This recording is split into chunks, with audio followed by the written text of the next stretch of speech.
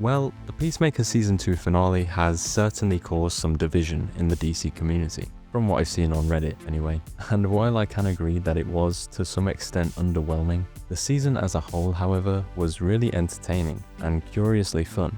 I enjoyed a lot about it and felt it did a better job incorporating the multiverse than 95% of Marvel's multiversal content.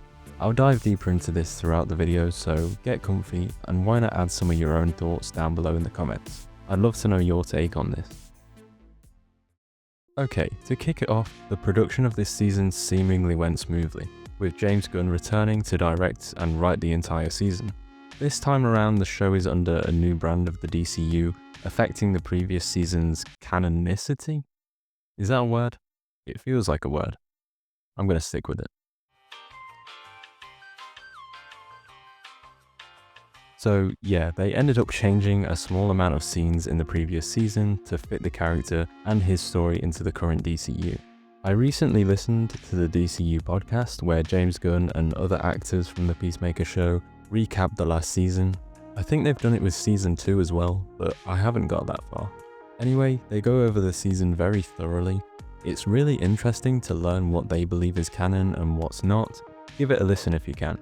The biggest scene they changed was the Justice League rocking up at the end of season 1. In the recap, they revealed that it was actually the Justice Gang. I thought it was a nice change, and to be fair, only the die-hard fans of the continuity would really care. But it's good to know that the creators behind this show are mindful and they do take this stuff into consideration.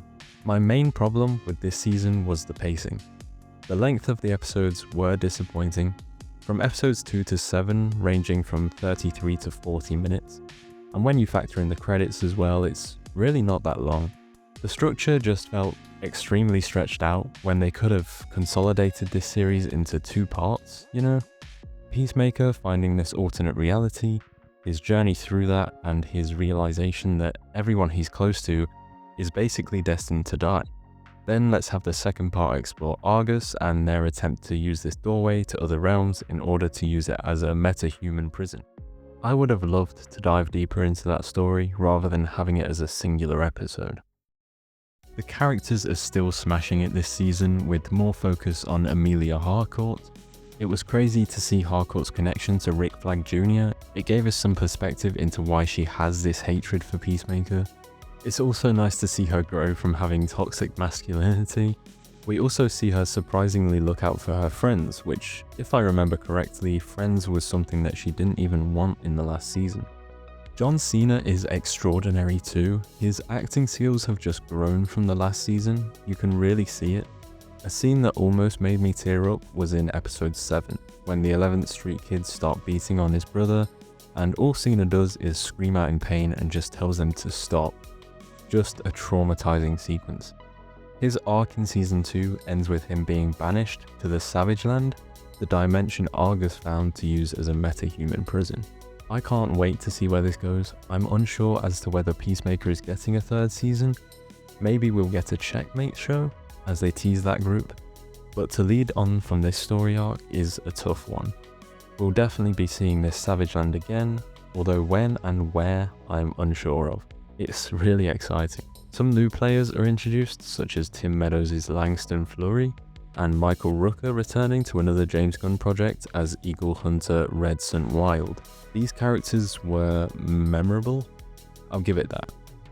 I'm going to sound really boring here, but I didn't find their jokes incredibly funny. Like the bird blindness, maybe I'm just not into Meadows' comedic execution, but it just felt like forced humor to me. In the alternate reality, Chris stumbles upon his dead father and brother. This is what causes Chris's trauma to resurface, utilizing the multiverse in a great way. Obviously, Augie Smith, played by Robert Patrick, is a top-notch pick for his father, still portraying the character with this intensity. His brother, played by David Denman, is a great inclusion, adding some really soft moments in his journey through this reality, and at some point giving Chris a sort of closure. Sort of. Because there's a lot going on in this season, we don't get to spend as much time with the main supporting characters, like Adebayo or Vigilante. Yeah, we get some fun scenes with them, but in terms of development, there's not much going on. Vigilante for me is getting a lot, in terms of his humour. Even Adebayo tells him to just stop and shut up. Like the manta ray facts thing was constant, you know? And yes, that's just his character, I get it, but there's other ways you can show his ADHD, like they did in the previous season. It just felt extremely over the top and lazily written. This segment is other things I want to talk about. Yeah. The opener is still brilliant. They've switched it up a bit with having a song that's just as catchy and the dance moves just as strange.